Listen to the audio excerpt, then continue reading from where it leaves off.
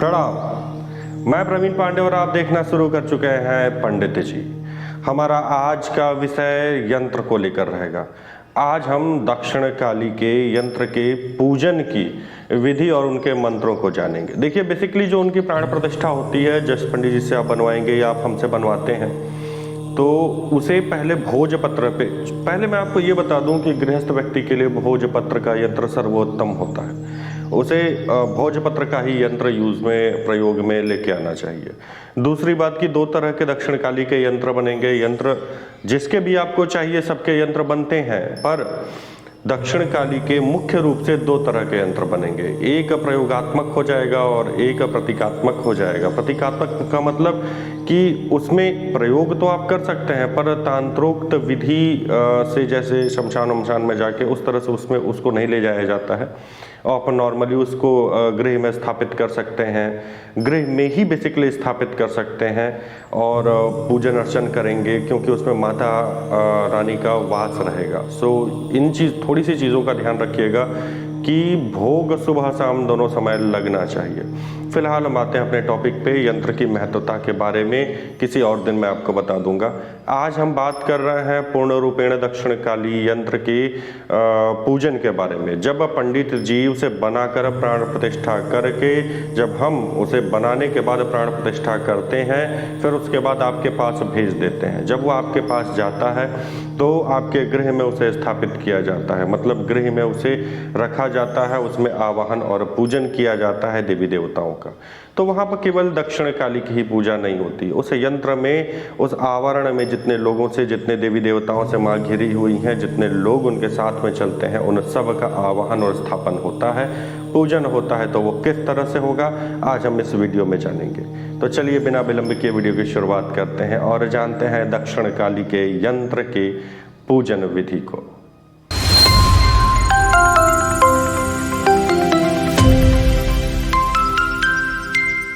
देखिए, इसमें बहुत सिंपल पूजन विधि है। इसमें सबसे पहले तो जैसे हम अपना एग्जांपल ले रहे हैं कि हम कैसे करवाते हैं। अब ये पॉसिबिलिटी तो है नहीं कि हम हर जगह उपस्थित हों, चूँकि सोशल मीडिया पे हम हैं, कोई विदेश से कॉल आती है, कोई देश के किसी और कोने से आएगी, कोई कहीं से आएगी, तो ये पॉसिबिलिटी नहीं बन पाती कि हर जगह हम उपस्थित होकर यंत्र की पूजा अर्चन करवा सकें। और ऐसा करना बहुत खर्चीला भी हो जाएगा अगर हम सामाजिक दृष्टिकोण से भी देखते हैं तो। इसके अलावा अब हर जगह पहुंचना भी नामुमकिन हो जाएगा।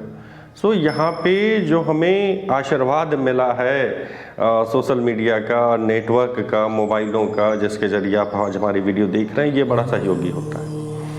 इसमें देखिए, इसी के माध्यम से हम पूजन अर्चन करवाते हैं। चूँकि जब आपका कॉल आता है कि पंडित जी हमारे लिए ये वाला यंत्र, माँ तारा यंत्र, माँ काली यंत्र, नावाण यंत्र, ये बना के प्राण प्रतिष्ठित कर दीजिए, हमें चाहिए, तो उसको बनाकर प्राण प्रतिष्ठित करके आपके कुरियर वाले, आपका जो एड्रेस है उस पर कुरियर के थ्रू भेज दिया जाता है। जब वो आपके पास पहुंचेगा तब वहाँ पर उसकी स्थापना होगी, आवाहन होगा, पूजन होगा, जो आपके हाथों से होना है। अगर मैं वहाँ उपस्थित रहूँगा, उसके बावजूद आप ही के हाथ से वो चीज़ होना है, क्योंकि आप उनका जब तक आवाहन नहीं करेंगे तब तक वो प्रभावशाली उतना नहीं होगा जितना होना चाहिए। तो इसमें करते क्या है कि फ़ोन के माध्यम से, मतलब हम वीडियो कॉल पे रहते हैं और हम यहाँ से मंत्र बोलते रहेंगे, आप उसे करते रहेंगे, तरीका हम बताते रहते हैं। जैसे कि for the example, from the beginning, एकदम शुरुआत से लेके हम चलते हैं इसे। अगर प्रारंभिक तौर पे देखा जाए तो आप सर्वप्रथम स्नान स्नान करके स्वच्छ हो जाइए, स्वच्छ वस्त्र धारण कर लीजिए। अब जहाँ पे माता जी की यंत्र को का पूजन करना है, अपने मंदिर वाले स्थान पर या जहाँ कहीं भी आप सुटेबल समझ रहे हो, जहाँ से बार बार हटाना आपको न पड़े, तो वहाँ पर ले जाइए, उस यंत्र को स्थापित करिए। कैसे स्थापित करेंगे, एक लाल या पीला कपड़ा बिछा लीजिए जहाँ पर भी इन्हें रखना है। रखने के बाद कुछ फूल थोड़े से बिछाकर उसके ऊपर यंत्र को रख दीजिए। सामने आप अपना आसन बिछा लीजिए, स्वच्छ कपड़े आप पहने ही, वस्त्र पहने ही हुए हैं, वहाँ पे विराजित हो जाइए। आचमनी कर लीजिए, मतलब केशवाय नमः नारायण नमः वाला आचमनी कर लीजिए, शुद्धिकरण कर लीजिए और एक पैंती धारण कर लीजिए अपनी अनामिका उंगली में। अगर पैंती आपको नहीं समझ में आती, सोने की अंगूठी हो तो सोने की अंगूठी धारण कर लीजिए, अगर वो भी नहीं है तो रक्त सूत्र मतलब रक्षा सूत्र यहाँ पर बांध लीजिए। वो पंडित जी आपको बता देंगे, जब हम पूजन पे कॉल पे आएंगे तो हम आपको सारी चीज़ें ये सब कुछ सीक्वेंस से करवाएंगे। अभी बता रहा हूँ मैं आपको कि क्या क्या करना है। यहाँ तक जब आपका हो जाता है तब उसके बाद पूजन अर्चन होता है। सबसे पहले स्वस्ति वाचन होगा, संकल्प होगा। संकल्प होने के बाद माता जी की प्रार्थना की जाएगी, माता जी से आदेश लिया जाएगा, कुल देवी देवताओं से आदेश लिया जाएगा, आपके पितरों से आदेश लिया जाएगा, मतलब अनुमति ली जाएगी। अनुमति लेने के उपरांत मंत्रोच्चारण शुरू होगा।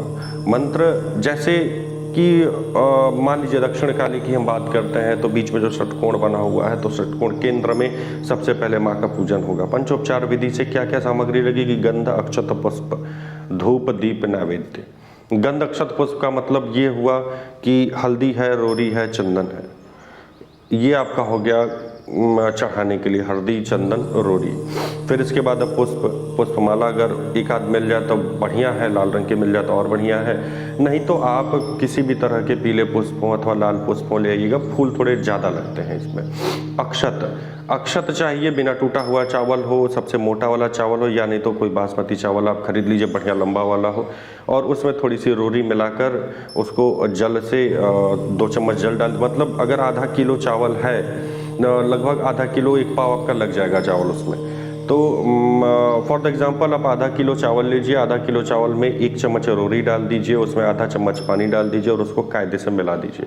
वो हल्के लाल रंग में चावल हो जाएगा। उसी अक्षत का हम यहाँ पर प्रयोग करेंगे। बेसिकली माता की हर पूजा में आपको इसी अक्षत का प्रयोग करना चाहिए। तो अक्षत लग जाएगा। धूप मतलब अगरबत्ती, धूप बत्ती, या नहीं तो अगर आप वैदिक धूप यूज़ करते हैं तो अच्छी बात है। अगर आप चाहते हैं वैदिक धूप कैसे बनती है तो बताइएगा, मैं बता दूंगा आपको, बना लीजिएगा, नहीं तो बताएंगे तो यहाँ से भी भेज दिया जा सकता है। तो वैदिक धूप हो तो सर्वोत्तम है। और द्वीप, घी का दीपक आपको लगेगा, मिट्टी का दिया हो तो अच्छा है, नहीं तो पीतल या तांबे का भी दिया चल जाएगा, स्टील का दिया नहीं चलेगा। अब हम शुरू करते हैं मंत्रों को कि किस भाग में कौन सी देवी की स्थापना होगी, किस तरह से होगी, आप क्या क्या करेंगे। देखिए एग्जाम्पल के तौर पे अगर मैंने बोला इंद्राय नमः, ओम इंद्राय नमः, आवाहयामि, स्थापयामि, पूजयामि, तो आप यहाँ पे क्या करेंगे? मैंने केवल इतना बोला ओम इंद्राय नमः, आवाहयामि, स्थापयामि, पूजयामि। आप क्या करेंगे कि प्रणाम करेंगे, ओम, आप बोलेंगे ओम इंद्राय नमः, आवाहयामि, मतलब जब वो आते हैं मुख से बोलेंगे आवाहयामि और फूल और अक्षत उठाकर यंत्र के ऊपर छिड़केंगे। चूँकि आपके लिए पॉसिबिलिटी नहीं है कि कोने में आप छिड़कें, सो यंत्र के ऊपर ही छिड़केंगे। फ्रेम रहेगा यंत्र, कोई दिक्कत नहीं है, ऐसे फ्रेम में रहेगा। देखिए कुछ ऐसे फ्रेम में रहेगा। ये तो रेडीमेड वाला है, मैं आपको दिखाने के लिए रखा हूँ, भोजपत्र पे बनाया जाएगा। क्योंकि ये भी यंत्र सही है, ये यंत्र गलत नहीं है। ये जो यंत्र लाया हूँ इसमें ये महामृत्युंजय यंत्र है, इसमें बीज मंत्र लिखे हुए हैं और ये शुद्ध सही ढंग से बना हुआ है, इसमें आकृति में कोई गलती नहीं है। तो फिलहाल हम अपने टॉपिक पे आते हैं। तो जैसे मान लीजिए ये यहाँ पे षटकोण है, मान लीजिए कि यहाँ पे षटकोण है, तो मैंने बोला षटकोण में इनका आवाहन करिए, आवाहयामि, स्थापयामि, पूजयामि, तो आपने यहाँ पे कर लिया। अब हमें अष्टदल पे अगर चला आया, अभी तो इसमें 8 ही होंगे, किसी किसी में 64, 123 और पता नहीं कितने कितने होते हैं, तो आप कहाँ से गिनते रहेंगे, नहीं गिन पाएंगे। इसलिए आप पूरे यंत्र के ऊपर ही छिड़केंगे। इसके ऊपर कांच लगा हुआ है, यंत्र को कोई हानि नहीं पहुँचनी है, तो निश्चिंत रहिए। तो मेरे ख्याल से आप समझ गए होंगे कि सबसे पहले अक्षत और फूल छिड़कना है, स्वागत करना है प्रभु का। जब देवी का जब स्वागत कर लिए हैं आप, तो तुरंत जो है 1 आचमनी जल उठाइए, इस तरह से यंत्र को ईंच के सामने खाली पात्र रहेगा उसमें छोड़ दीजिए। उसके बाद हल्दी है, चंदन है और रोली है, ये छिड़किए। छिड़कने के बाद फिर पुष्प छिड़किए। पुष्प छिड़कने के बाद अगर आप वैदिक धूप जलाए हैं तो धूप ऐसे महाघ्रापयामी करिए, नहीं है तो धूप बत्ती को दिखाइए। उसके बाद अपना दीप उठा के दीप दिखाइए। दीप हो जा रहा है तो वहाँ पे नैवेद्य रखा रहेगा, नैवेद्य को छू के प्रणाम करिए और बोलिए प्रभु यहाँ वास करिए, हे देवी आप यंत्र में वास करें।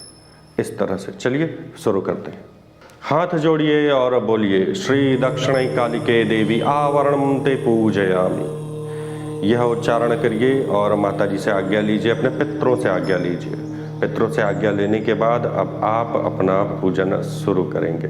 पूजन के पहले कुछ न्यास कर लीजिए। ओम आग्नेयाय ओम क्रं हृदयाय नमः, ओम ईशाने ओम क्रीं शीर्षे स्वाहा, ओम नैऋत्ये ओम क्रुं शिखाय वसठ, ओम वायव्ये ओम क्रं कवचाय हुम, ओम अग्रे ओम क्रं नेत्रताय वसठ, ओम चतुर्दिक्षु ओम क्रः अस्त्राय फट। अस्त्राय फट ये वाला। ओम से ये सारे कुछ आपके हो गए। अब इसके बाद बोलिए ओम मूलम अभीष्ट सिद्धि। बोलिए माँ प्रथम आवरण का पूजन करने की अनुमति दें। अब उसके बाद आप प्रथम आवरण का पूजन शुरू करेंगे। प्रथम आवरण क्या है? षटकोण। षटकोण में आप क्या करेंगे? प्रथम है ओम काल्याय नमः, आवाहयामि स्थापयामि पूजयामि। ओम कपालिन्याय नमः, आवाहयामि स्थापयामि पूजयामि। ओम कुल्लाय नमः, आवाहयामि स्थापयामि पूजयामि। ओम कुरुल्लाय नमः, आवाहयामि स्थापयामि पूजयामि। ओम विरोधिन्याय नमः, आवाहयामि स्थापयामि पूजयामि। एवं ओम विप्रचित्ताय नमः, आवाहयामि स्थापयामि पूजयामि। आवाहयामि स्थापयामि पूजयामि मैंने पूजन किस तरह से करना है आपको बता दिया है। अब ये करने के बाद बोलिए ओम मूलम अभीष्ट सिद्धि बोलकर पुष्पांजलि अर्पित करिए और बोलिए हे देवी देवतागण, आप लोग दक्षिण काली यंत्र में निवास करें। यह बोलकर अब आप आगे बढ़िए। जो तीनों त्रिकोण बने हुए हैं उसमें से पहले त्रिकोण में 3 देवी देवताओं का आवाहन, स्थापन और पूजन किया जाएगा। तो जो प्रथम है कुछ इस तरह से हैं। अब तीनों को ध्यान से सुन लीजिए। ओम उग्राय नमः, आवाहयामि स्थापयामि पूजयामि।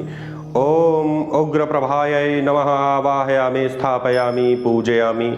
ओम दीप्ताय नमः, आवाहयामि स्थापयामि पूजयामि। प्रथम त्रिकोण संपन्न हुआ। अब द्वितीय त्रिकोण में चले आइए। पहला जो षटकोण के पास में त्रिकोण है, अब उस त्रिकोण के बगल में जो बीच वाला जो त्रिकोण है उस पे आइए। प्रथम ओम नीलाय नमः, आवाहयामि स्थापयामि पूजयामि।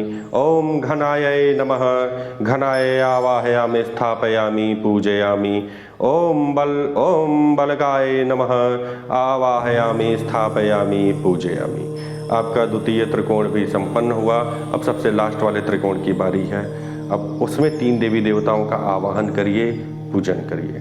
ओम मात्राय नमः, आवाहयामि स्थापयामि पूजयामि।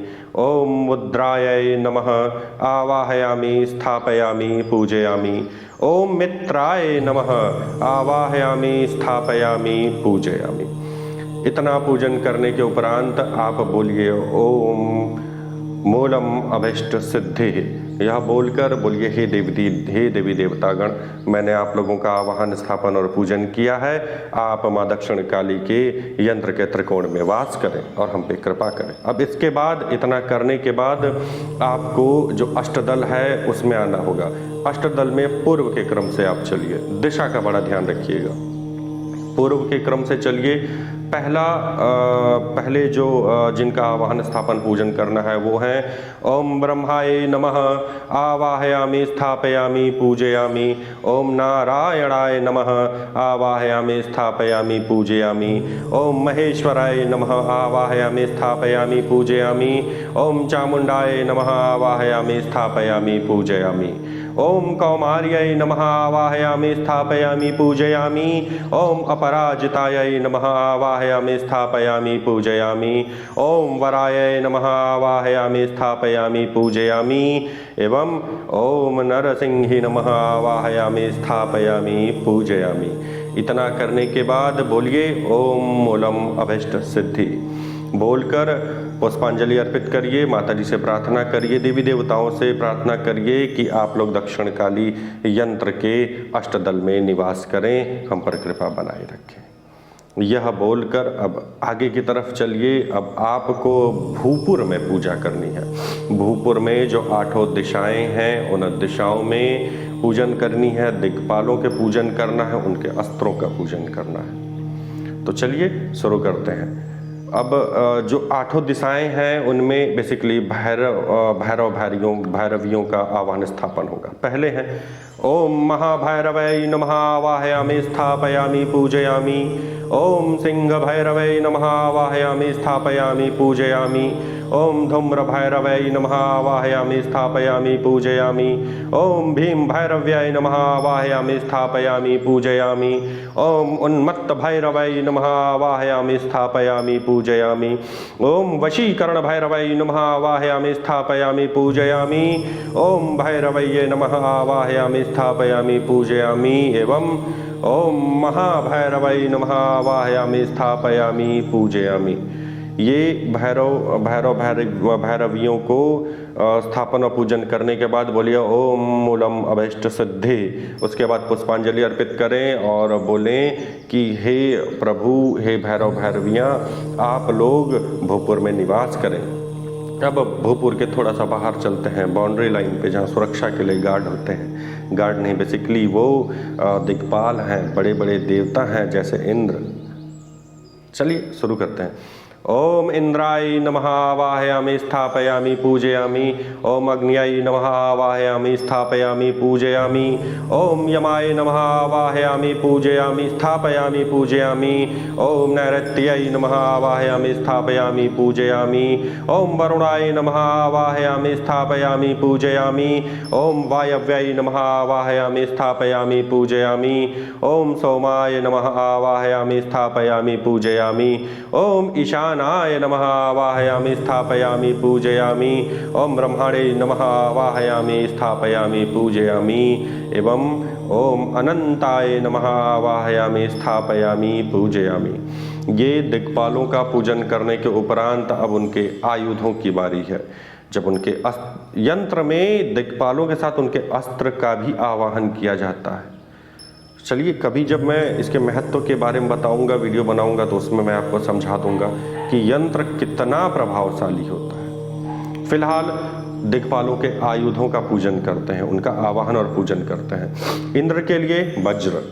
ओम वज्राय नमः आवाहयामि स्थापयामि पूजयामि। ओम शक्तये नमः आवाहयामि स्थापयामि पूजयामि। ओम दंडाय नमः आवाहयामि स्थापयामि पूजयामि। ओम खड्गाय नमः आवाहयामि स्थापयामि पूजयामि। ओम पाशाय नमः आवाहयामि स्थापयामि पूजयामि। ओम अंकुशाय नमः आवाहयामि स्थापयामि पूजयामि।